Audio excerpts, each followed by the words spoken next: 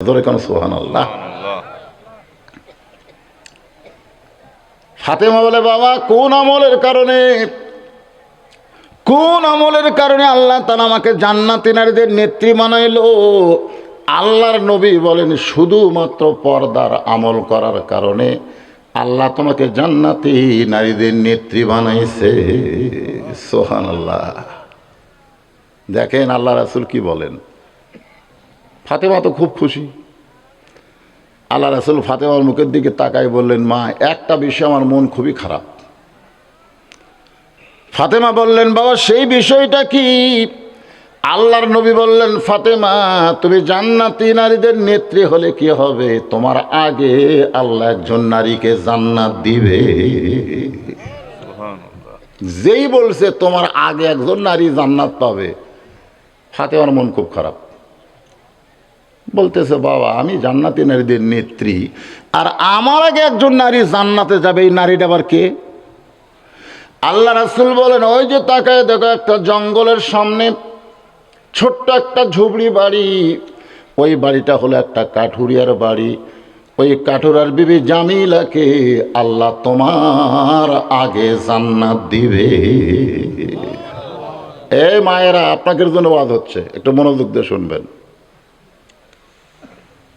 ফাতেমা বলে, বাবা জামিল এমন কি আমল করলো যে আমল করার কারণে জান্নাতি নারীদের নেত্রী ফাতেমার আগে জান্নাতে যাবে? এই আমলটা কি? আল্লাহ রাসূল বললেন, ফাতেমা আমলের খবর আমি বলতে পারবো না, বরং তুমি তদন্ত করে জেনে নাও। পরদিন আসরের নামাজের পরে চুপিয়ে চুপিয়ে ফাতেমা ওই জামিলার বাড়ির দরজায় মৃদু স্বরে সালাম দিয়ে বলে, জামিলা আমি নবীর মেয়ে ফাতেমা, আমার জন্য একটু দরজা খুলে দাও। ফাতেমা জামিলা দরজায় কাঁদতেছে। ফাতেমা বলে, জামিলা কান্দার কারণ কি? বলে, সারা জীবনের সাধনা, এক নজর নবীর মেয়ে ফাতেমাকে দেখতে চাই। সুবহানাল্লাহ। ফাতেমা বলে, তাহলে কান্দো কেন? দরজা খুলে দিলি তো আমার সঙ্গে তোমার দেখা হবে। জামিলা বলতেছে, ফাতেমা গো, আমার স্বামী এখন বাড়িতে নাই, আর স্বামীর হুকুম ছাড়া ফাতেমার জন্য দরজা খুলতেও আমি বড় ভয় পাই। এ মায়েরা ভালো করে শোনেন, ফাতেমা হলো পর্দানিশী, আর জামিলা হলো স্বামীর কেমন ভক্ত। মেহেরবানি করে আজকের মতো আপনি ফেরত যান। আমার স্বামী যখন কাঠ বেচে রাত্রে বাড়ি আসবে, স্বামীর কাছ থেকে হুকুম নিয়ে রাখবো, আগামীকাল এই সময় আসা মাত্রই আপনার জন্য দরজা খুলে দেব। ফাতেমা চমকে উঠছে, হায় হায় হায় হায় রে, নবীর মেয়ে ফাতেমার জন্য দরজা খুলতে যদি স্বামীর হুকুম লাগে, এর ঘরের মধ্যে কি আমল আছে এটা আমাকে দেখাই লাগবে, যে আমল করার কারণে আমার আগে জান্নাতে যাবে। ফাতেমার আকর্ষণ বাড়ছে না কমছে? জোরে এখন নবীর মেয়ে ফাতেমা, তার জন্য দরজা খুলতে স্বামীর হুকুম লাগে, আর হামাকের গুলা দরজা খুলতে দেওয়ারা যদি রাগে, ভাই যখন মালয়েশিয়া যায় তখন দেওয়ারা করে যা মশান বাড়ে ভাই। আমার মায়েরা যারা পর্দার অন্তর আছেন, আজকে আপনাদের জন্য আলোচনা করব, তার আগে আমার বাবাদের জন্য ওয়াজ হচ্ছে। ইয়া আইয়ুহাল্লাযীনা আমানুত্তাকুল্লাহা হাক্কা তুকাতিহি ওয়া লা তামুতুন্না ইল্লা ওয়া আনতুম মুসলিমুন। আল্লাহু আকবার, আল্লাহু আকবার। যারা আল্লাহকে বিশ্বাস স্থাপন করেছ, আল্লাহ বলেছেন তোমাদের 1 নম্বর আমল হচ্ছে আত্তাকুল্লাহ। ভয় করতে হবে কাকে? সত্যি করে বলেন তো, বর্তমানে আমরা ভয় করি কাকে? হ্যাঁ, কে কি বলতেছে? কেউ কয় পুলিশ, কেউ কয় প্রধানমন্ত্রী। হায় হায় হায়। আপনারা যখন ওই যে আপনাদের উপজেলাতে একটা মডেল মসজিদ বানায়নি, ওই মসজিদে যদি জোহরের নামাজ পড়বার যান, আর পাওয়ার যদি 2000 টাকার জুতা থাকে, আপনি বলেন তো জুতারা কি দরজা থবেন? কুটিলে যাবেন। মসজিদের মধ্যে কার ভয় নিয়ে যাচ্ছেন? পুলিশের ভয়ে, হাসিনার ভয়ে, না চোরের ভয়ে? যখন মানুষের তৈরি আইন দিয়ে বাংলাদেশ চলবে তখন চোর ডাকাতের মশান বেশি হবে। আজকে আমাদের বাংলাদেশে যারা চোর ডাকাত বাটপার এদেরই কিন্তু মশান বেশি। জোরে কোন কথা ঠিক কিনা? হ্যাঁ, আল্লাহর ভয় চোরের ভয় একসঙ্গে যদি রয় তার কোনোদিন নামাজ কবুল হয়? আত্তাকুল্লাহ শব্দের অর্থ ভয় কার? আরো জোরে বলেন ভয় কার? আত্তাকুল্লাহ দেখার জন্যে, আত্তাকুল্লাহ আল্লাহর ভয়টা দেখার জন্য হযরত ওমর অর্ধ পৃথিবীর খলিফা ছদ্মবেশে মদিনার অলি গলি ঘুরতেছে যে আল্লাহর ভয়টা কি এটা দেখার জন্যে। সুবহানাল্লাহ, আত্তাকুল্লাহ। হঠাৎ হযরত ওমর দেখতে পাই বিস্তীর্ণ মরুভূমির ভিতরে একজন রাখাল উট আর দুম্বা চড়াই। ওমর ফারুক আল্লাহর ভয় দেখার জন্য রাখালকে সালাম দিয়ে বললেন, রাখাল ভাই, আমার পেটে ক্ষুধা লাগছে, আমি উটের এক পেয়ালা দুধ চাই। রাখাল মুচকি মুচকি হাসে। ওমর ফারুক বলে, রাখাল হাসার কারণ কি? বলে, হাসার কারণ হলো তুমি আমারে সালাম দিলে উত্তর দিব না, দুধ চাইলেও তোমাকে দেওয়া যাবে না, আগে তোমার পরিচয় দাও। ওমর ফারুক চিন্তায় পড়ে গেল, আত্তাকুল্লাহ আল্লাহর ভয় দেখার জন্য আমি ছদ্মবেশ ধারণ করেছি, এখন যদি আমার পরিচয় দেই তাহলে গুমুর ফাঁস হয়ে যাবে। এমন সময় আল্লাহর কোরআন বলে, ওমর, রাখাল যখন তোমার পরিচয় চাইছে তুমি আসল পরিচয় দাও। তোমার আসল পরিচয় হলো মিল্লাতা আবিকুম ইব্রাহিম হুয়া সাম্মাকুমুল মুসলিমিন। বাইরে আমাদের জাতির পিতা। এখানে দেখেন, আপনি যদি কোরআন শরীফ দিয়ে বুঝতে পারেন একজন জাতির পিতা, কারণ একই বিষয়ে একাধিক পিতা বানানো হারাম। যেরকম জন্ম দেওয়া পিতা কয়জন, আদি পিতা কয়জন, জাতির পিতা কয়জন। কেউ যদি বলে আমাকে দুই বাপে জন্ম দিছে তাহলে বুঝবেন ওর জন্মে ভেজাল আছে। কেউ যদি বলে আমার জাতির পিতা দুইটা তাহলে তার ধর্মের মধ্যেও ভেজাল আছে। ধরে কোন কথা ঠিক কি না? কেউ যদি বলে আমার আদি পিতা দুটা তাহলে মানুষই না। আমার কথাকে বুঝতে পারছেন? এটা কি আমার বাপের কথা না আল্লাহর কথা? তাহলে আল্লাহ কি বলতেছেন? মিল্লাতা আবিকুম ইব্রাহিম হুয়া সাম্মাকুমুল মুসলিমিন। তোমাদের জাতির পিতা হযরত ইব্রাহিম তোমাদের নাম রেখেছে মুসলমান। তাহলে আমাদের পরিচয় কি? আরো যারা বলবেন না, ফেরেশতা আছে, কান্দত বসে আছে, আবার সামিয়ানার উপর থেকে আসমান পর্যন্ত আছে। যারা বলবেন না, ফেরেশতা কবে আল্লাহ এরা মুসলমান উচ্চারণ করে না, তাহলে এরা কি? আল্লাহ তখন বলবেন, অমিনান নাসি মাইয়াকুলু আমান্না বিল্লাহি ওয়া বিল ইয়াউমিল আখিরি ওয়া মা হুম বিমুমিনিন। এরা কোরআনের মাহফিলে বসে থাকলে কি হবে? এরা সামিনার তলে বসে থাকলে কি হবে? এরা আল্লাহকে বিশ্বাস করবে, আখিরাতকে বিশ্বাস করবে, তারপর আমি আল্লাহ বলবো এরা মুমিন না। এখন আবার চান্স নেন, যে বলবো আমাদের পরিচয় কি, সবাইকে বলা লাগবে মুসলমান। যদি না বলেন আল্লাহ বলবে অহুয়া মুমিনিন, তারা মুমিন না। আমরা সকলে কি? আরো জোরে, জোরসে বলুন, জোর হলো না? কেন মুসলমান মরদ মানুষ কবি, তাও এইরকম। এদিকে 200 মানুষ আছে, আপনাদের কি মনে হয় 200? তাহলে একটু সাউন্ড বার করেন। আমাদের পরিচয় কি? ওমর ফারুক বললেন, রাখাল আমার পরিচয় যখন জানতে চাও, আমার পরিচয় হলো আমি একজন মুসলমান। রাখাল মুস্কি মুস্কি হাসার কয়, আসল না নকল? আসল না নকল? ওমর ফারুক বলে, রাখাল মুসলমান তো মুসলমান, এর মধ্যে আসল নকল কি? রাখাল বলতেছে, আসল মুসলমান যারা হবে তারা চাওয়ার ব্যাপারে সতর্ক থাকবে। আসল মুসলমান যার কাছে কোনোদিন চাবে, দরকার হলে ফাঁসির মঞ্চে যাবে, কিন্তু রাষ্ট্রপতির কাছে বাঁচার দরখাস্ত লিখবে। আসল মুসলমান। ইয়া কানা বুধু, তুমি যদি আসল মুসলমান হও তুমি দুধ চাইছো কার কাছে? ওর পর চমকে উঠছে, সুবহানাল্লাহ। আল্লাহর কোরআন দিয়ে যখন দেশ চলবে তখন ওমর যদি ভুল করে একটা রাখাল পর্যন্ত ভুলটা ধরবার পারবে। ধরে এখন সুবহানাল্লাহ।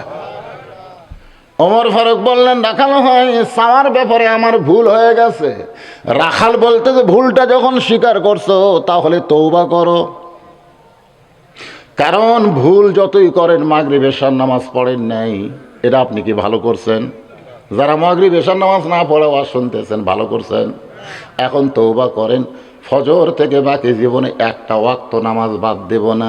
আল্লাহ কয় সারা জীবনে যত নামাজ পড়িস নাই তো কি হইছে, যেই পড়বার চাইছিস আমি আল্লাহ সব মাফ করে দিলাম। এর নাম হলো তওবা। তওবা শব্দের অর্থ কি? ফিরে আসা, ফিরে আসা। বেনামাজি নামাজের দিকে ফিরে আসা, শয়তানের দল আল্লাহর দলের দিকে ফিরে আসা। শয়তানের দল বোঝেন? মসজিদ থেকে যখন বার হন তখন কোন পা, আর যখন ভিতরে ঢোকেন তখন কোন পা। যারা মসজিদের দল করে তারা ডানপন্থী, যারা মসজিদ থেকে বার হয়ে দুনিয়ার দিকে আসে এরা হলো বামপন্থী। আজকে বাংলাদেশে আল্লাহর দলও আছে, দুনিয়ার দলও আছে। জোরে কারণ কথা ঠিক না? দুনিয়ার দলে কোনোদিন আল্লাহু আকবার স্লোগান আপনি শুনতে পাবেন না। আমাদের বাংলাদেশে দুনিয়াবি দল আছে না নাই? তাদের দলের স্লোগানে কোনোদিন আল্লাহু আকবার শুনছেন? লিল্লাহি তাকবীর। কে বেজার? আইরে শয়তান বেজার ভাই। আল্লাহ রাসূল কয় যত জোরে তাকবীর দিবে শয়তান তত জোরে পলাবি। পলানা যদি খুব জোরে হওয়ার পিছন দিয়ে বাতাস বাড়াবি। পিছন দিয়ে কি বাড়াবি? বাতাস, বাতাস। ওমর ফারুক ঠিক বলতে যে ঠিক আছে ভাইজান আমি তওবা করতেছি। রাখাল মুচকি মুচকি হাসে। ওমর বলে হাসো কেন? বলে তুমি মূর্খ মানুষ, তওবা কেমনে করবা? তুমি মূর্খ মানুষ, তওবা কেমনে করবা? ওমর ফারুক চমকটা বলে রাখাল আমার মধ্যে মূর্খামির কি দেখলে? রাখাল বলতেছে চাওয়ার ব্যাপারে যে সতর্ক হয় না সে সব চাইতে বড় মূর্খ। চাওয়ার ব্যাপারে যে সতর্ক না, দয়াল বাবার দরবারেতে কেউ ফিরে না খালি হাতে, ওই কি জ্ঞানী না মূর্খ? কথা কয় না কেন? আল্লাহর ধন নবীরে দিয়া, আল্লাহ আছে গায়েব হইয়া, নবীর ধন খাজা নিয়া শুয়ে আছে আজমিরে, কেউ ফিরে না খালি হাতে খাজা রে তোর দরবারে। এরা শিক্ষিত না মূর্খ? জোরে কর না কেন? চাওয়ার ব্যাপারে যারা সতর্ক না এরা হলো 1 নম্বর মূর্খ। তুমি মূর্খ মানুষ, তুমি তওবা কেমনে করবা? বরং আমি তওবা করাই, তুমি আমার সঙ্গে তওবা পড়ো। এবার রাখাল হযরত ওমরকে তওবা পড়াচ্ছে। সবাই আমার সঙ্গে পড়েন আস্তাগফিরুল্লাহ, পড়েন আস্তাগফিরুল্লাহ রাব্বি মিন কুল্লি জামবি ওয়া তুবু ইলাইহি। আপনার এই তওবা করার সাথে সাথে বেগুনাহ মাসুম হয়ে গেলেন, আপনাদের কোনো পাপ থাকলো না।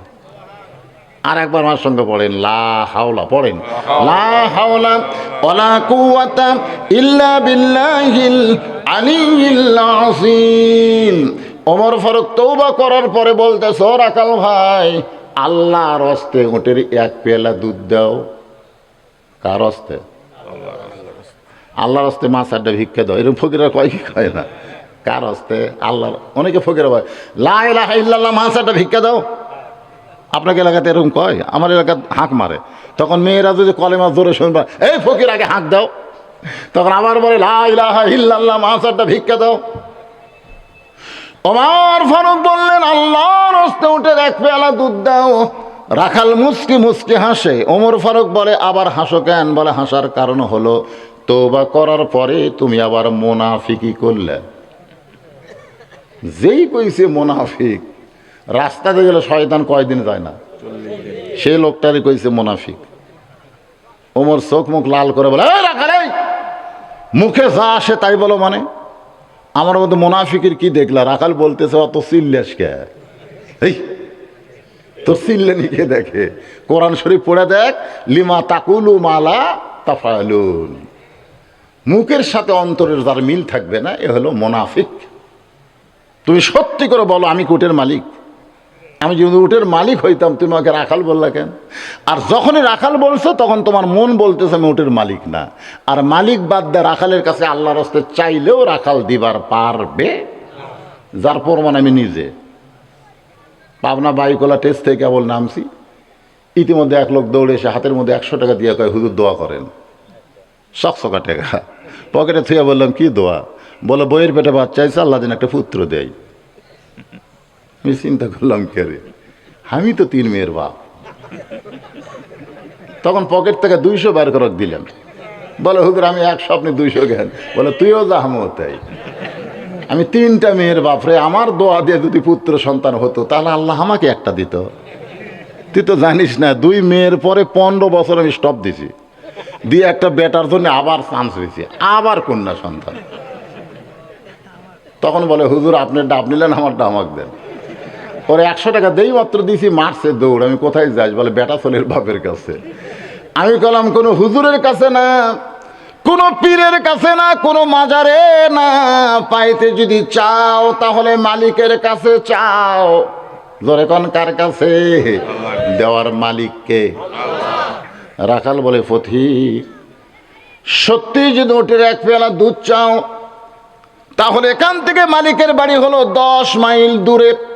ওই মালিকের বাড়ির দরজাত গিয়া বলো মালিক তোমার রাখাল উট আর দুম্বা চড়াই, তুমি মালিক যদি হুকুম দাও তাহলে রাখাল আল্লাহর হস্তে উটের 1 পেয়ালা দুধ দিবে। ওমর ফারুক বলে রাখাল ভাই খামাখা অত দূর মালিকের বাড়ি যাওয়ার দরকার নাই, তোমারে 2টা টাকা দিলাম, এই 2টা টাকার বিনিময়ে উটের 1 পেয়ালা দুধ দাও। রাখাল চিল্লাই বলে পথিক তুমি হযরত উমরকে চেনো?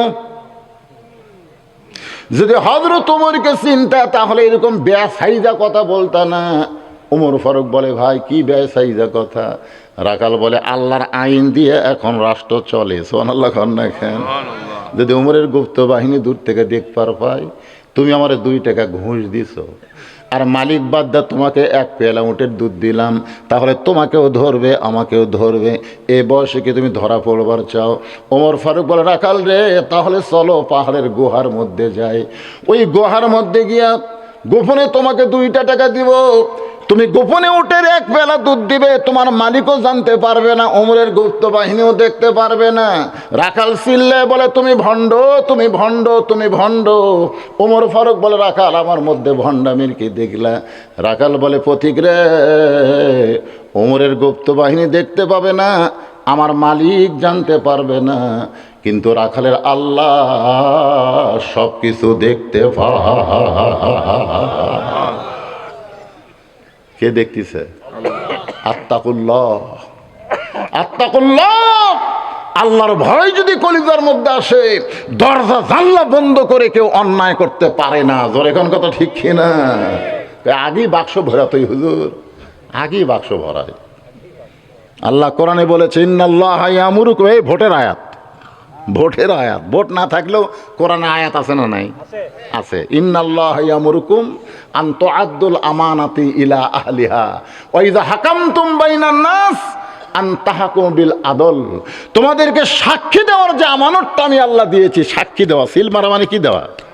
যে আমানত তোমাদেরকে আমি দিয়েছি এটা খিয়ানত করো না। এমন একজন মানুষকে এই সিলটা মারবা যে মানুষের মধ্যে ওয়াইদা হাকামতুম বাইনান নাস আন তাহকুম বিল আদল, যে মানুষের মধ্যে আদল ইনসাফ প্রতিষ্ঠা করবে, নিজে কোনো বিচার করবে না, আল্লাহর আইনে বিচার করবে, এমন একজন মানুষকে তোমরা এই আমানতটা দাও।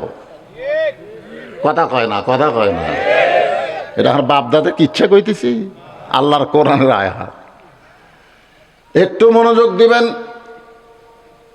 ওমর ফারুক 1 দৌড় মারছে পাহাড়ের পাদদেশে জায়নামাজ বিছায়া, সালাতুশ শুকুর 2 রাকাত নামাজ পড়ে আল্লাহর কাছে বলতেছে আল্লাহ তোমার কোরআন যখন দুনিয়াতে চালু থাকবে তখন মানুষ কেবলমাত্র আল্লাহর ভয় ছাড়া অন্য কারো ভয় করবে না। সুবহানাল্লাহ কন্যা কেন? আপনি বলেন তো কোরআনের আইন হলো চুরি করলে চোরের হাত কাটা। এই আইন যদি আমাকে দেশে চালু থাকতো আপনি 2000 টাকার জুতা মসজিদের মধ্যে নিয়ে যাওয়া লাগবে। জুতা কেন, 1 টোপলা সোনাও যদি থাকে মসজিদ দরজা থুবেন, থুয়া নামাজ পড়বেন, চোর হাত দিবার চাবি, যে হাত দিবার চাবি আর ইমান বলবি কি হাত তো দিচ্ছ, হাত থাকবি তো। আয় আয়। একটা চোরের যদি